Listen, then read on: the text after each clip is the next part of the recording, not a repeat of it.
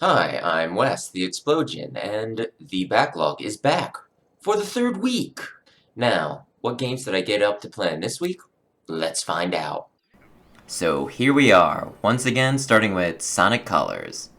I didn't want to do this 2 weeks in a row, but I spent most of the day cleaning, and at the end of the day, I wanted to continue a game rather than start a new one, so we came back to this. I actually beat it this time, and everything I said before still stands. Sometimes it's just hold forward, you go fast, and it's kinda brainless. Other times, you have to go very, very slow, maybe through an entire level of water. Everybody's favorite element to travel through in these types of games. And other times, you're doing just weird things that you don't have to do all that often, like ride on the back of a frickin' roller coaster, and it takes you a bunch of times. And by the time you finally clear the damn roller coaster, you still have 5 minutes of level left, and you're down to your last life. So you play the rest of the stage very carefully and get through the end with that one life, but the whole time you're about ready to piss yourself because you're afraid you're gonna have to do the whole damn stage over again. Not that I'm quoting from experience or anything. That was another thing that was kind of weird about the game. It was always very inconsistent with how long the levels would last. Some of them you could get done in less than a minute without even attempting like a speed run strat or anything. And other ones you would be there and it would just drag on and on and on. And maybe it just felt a lot longer than it was, but I don't know. It just seemed very, very all over the place when it came to what each stage was going to expect of you, and there was no real way to tell going into it how much it was going to require. Final thoughts. Overall, I'm glad I played it. There was some fun stuff here, but for the most part, I hated it, and I don't think I'll ever go back to this game. It's really strange to me that this is considered one of the better Sonic games, but then again, I kind of have a unique set of taste, I'd say. I am the sort of person that really liked Mighty Number 9, but did not really get much enjoyment out of Breath of the Wild. Then again, Mighty Number 9 people treated like it was going to be the second coming, so I was able to, play it a bit more objectively, whereas Breath of the Wild is, unfortunately for it, just a genre that I don't like. Nothing wrong about that. I actually understand why people like it, even if I do not.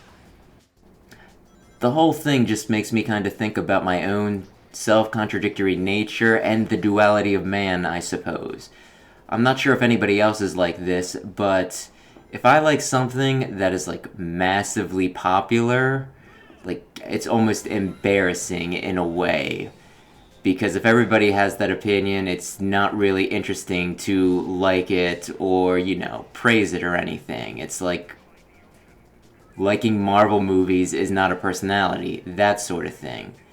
Then again, if there's something that I really like, and yet other people think it's crap, then I get upset that I feel like it isn't popular enough. It's like, which is it? Pick a lane. Do you want to like things that are popular, or do you want to just like things that everybody else treats like it's utter garbage?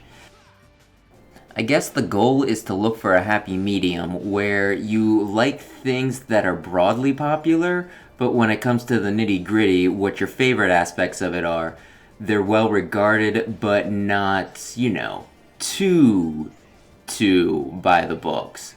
Like, I like Sonic the Hedgehog as a series overall. A lot of people do. But my favorite character isn't the obvious choices like Sonic and Shadow, but Blaze the Cat. Blaze the Cat is still a very popular character, and no one's gonna think that I'm too weird for liking her. But at the same time, she's not so popular that it just is uninteresting that that's my favorite character. You know? Anyway, regardless, I think I'm totally done with this game. If I ever want to revisit it, I'll probably just have my brother play it because this is, I believe, his favorite Sonic game. And now I'm just finished. Unless there is also a version of this game that's different enough that I have on DS that I also need to play through because it is also on this damn list.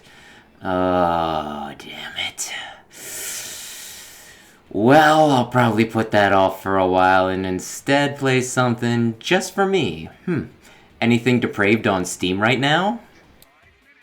Okay, trigger warning, the next title is 18 plus, which I shall be discussing in a way that tries to stay PG-13, more or less. Wasn't sure if I even wanted to discuss this game, especially since I got it and beat it in less than an hour. It seemed like it would be easy to just sweep under the rug. But you know what? I played it, and some of the other games on the list are also kinda questionable. Maybe not to this degree, but still, in for a penny, in for a pound, so we'll be talking about it. But if this sort of thing bothers you, or maybe this is the sort of thing that you're not old enough to be listening to, or maybe you're my mom listening and trying to be supportive, maybe skip ahead to the timestamp that I put at the bottom of the screen right now.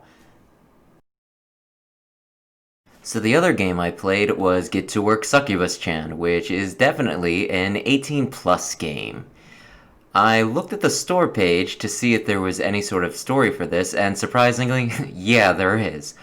One night you're dreaming, and a succubus approaches you and asks for your help.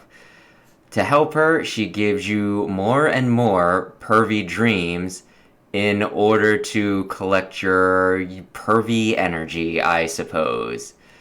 What this pretty much means is that you play an arcade shooter. There are 3 characters that you fight, I suppose. The goal being to shoot off their armor. First is Motan. She seems to be, and I'm probably pronouncing this wrong, a Jiangshi, which is like a hopping vampire. It's a Chinese like zombie type thing. Then there's Hera. She's like a cowgirl. By which I mean like bovine, not like Wild West. And she works in a library. And then there's Aura, who appears to be like a dark elf, but a nun, with the bangs covering her eyes. All 3 seem to appeal to like very specific niches, which, given the story of the game, does make sense. And I gotta say, Cienko is my favorite character in Darkstalkers, so pretty much the entire reason I picked this game up was because of Motan here. Anyway, each character has 3 stages where you shoot off different layers of armor, and for each one you clear, you get another image in the gallery for them, depending on what layer you're on, and also an achievement. So there's only 9 stages. The entire game took me like half hour to an hour to beat, although it's in early access, so more will get added later. Also, if you clear all the stages, you get a special memory scene, which you can probably use your imagination for that. You're probably right. As for the gameplay itself, you're the little succubus person here, and you want to target whatever layer of clothes is destroyable in this round. None of them have popped up yet. You also want to shoot the enemies, so 1, you don't get overwhelmed, 2, they stop shooting you, and 3, for power-ups. Also building up specials, which it's a unique... You kind of got to strategize at least a little bit on whether you're more worried about the enemies or about completing your objective, because you can run out of time. Which, you know, it's not terribly complex, but I will admit this is more thought than I thought I was going to have to put into the game. Other than that, though, the game is pretty much exactly what I assumed it would be.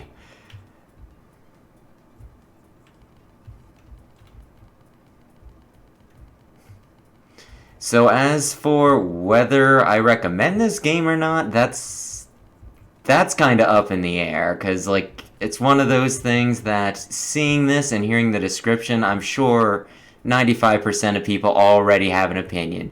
Be that, yes, I wish to play this game. No, you're disgusting for talking about it, especially in a public forum, much less play it. or just not my thing, but you do you.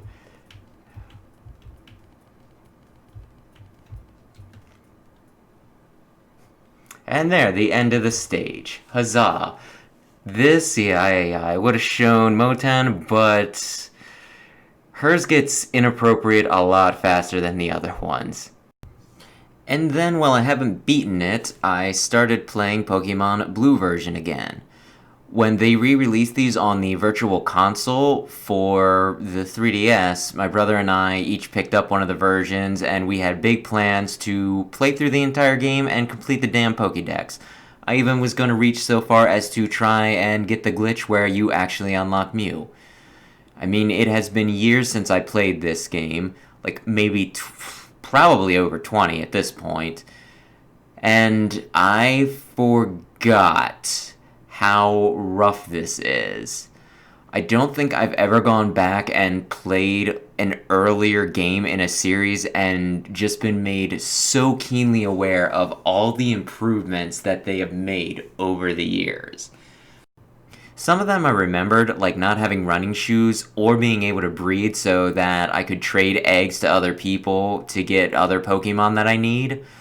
Others I completely forgot about, such as the very limited item storage, which has me constantly dropping unimportant items so that I can carry the damn new item that I desperately need. It was so painful that I just dropped this game for a while, but now that I am getting into it again, I'm starting to enjoy it a little bit. It might help that I'm playing this and one other RPG at the same time, just dividing my attention between the two, so that way I can get two knocked out at once. And I'll tell you what that one is once I finish it. But yeah, I have decided that I'm no longer going to try and complete the Pokédex. My goal is to get Mewtwo, which means defeating Team Rocket, getting all the gym badges, beating the Elite Four, and then working my way through the final cave. If I feel like it, I might also try and snag the 3 legendary birds, but at this point, I have caught those guys so many times and raised them up that it's just kind of old hat and boring, so it'll really just depend on my mood. Right now I'm in Silphco, so I'm gonna clock myself in at about halfway through the game, so it'll be a little bit yet, but in the next week or two I should have it knocked out. And then there was the big holiday this weekend. That's right, there was a 48-hour Splatfest. Now, Splatoon 2 is a third-person shooter where you are a kid, but also a squid. And in the main mode, the point is to ink as much territory as possible, called a turf war. Splatfests are an event where a theme is chosen, and then there are 2 rival sides given. Each player gets to pick a side, and for the duration of the event, you try and win as many matches as possible. Whichever side gets the most points in this event is the Splatfest winner. This time it was Mario themed due to its 35th anniversary, and it was Mushroom versus Star. Now personally, I prefer the power-up that gives you a bit of a safety net, where you're able to actually take a hit and progress, farther into the level without needing to worry about insta-death. Whereas a Star, it's great, you're invincible, but it only lasts for about 10 seconds, and also has the slight drawback of, since it does last for so short a time, you feel kind of pressured to get the most out of it as possible, and as such can make a lot of dumb mistakes in your hurry. It also doesn't hurt that the Super Mushroom was Pearl's side for this one, and Pearl is my spirit animal. She's a princess, I'm a princess, she's short, I'm average height at best, and despite her small stature, she has the biggest attitude and confidence that I've ever seen, and I wish I also had that. Honestly, when I grow up, I want to be just like Pearl. As of recording this, the event is still going on. We still have over a day left, so I probably won't be able to let you know until next week whether we won or lost. But I'll be sure to update you with that, and also whether I managed to get my rank up to Super Mushroom Queen. I'm really hoping to get that knocked out before the event closes. That said, Splatoon 2 is still a great game. I'm having a ton of fun with it. I know a lot of people out there still prefer Splatoon 1, one of the reasons being that they feel that the specials are more exciting and impactful. Also, I think a lot of people saw Splatoon 2 as just more of an expansion pack than an actual, like new game. There was a lot of stuff that was recycled here.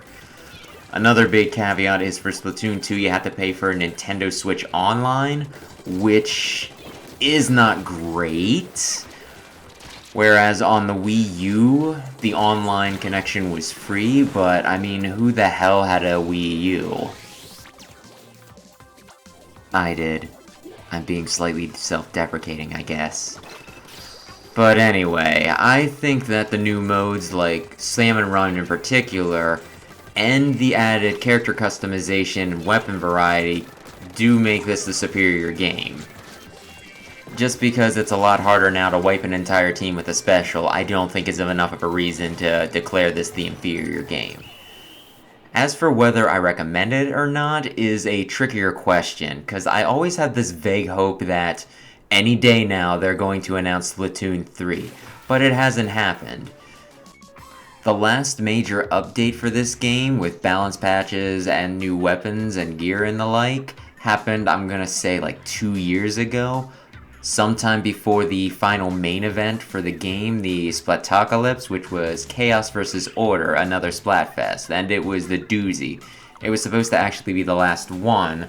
I'm gonna say about 6 months ago they started recycling a bunch of the Splatfests, trying to bring interest back to the game. And this has been the first new one they've done in literally years. Now, I don't know if that means that they want people to invest in this game, because we're not going to get a 3 anytime soon. Or if they're just trying to raise up a bunch of hype before they do something big. But like I said, me thinking that Splatoon 3's anywhere soon is probably just very wishful thinking.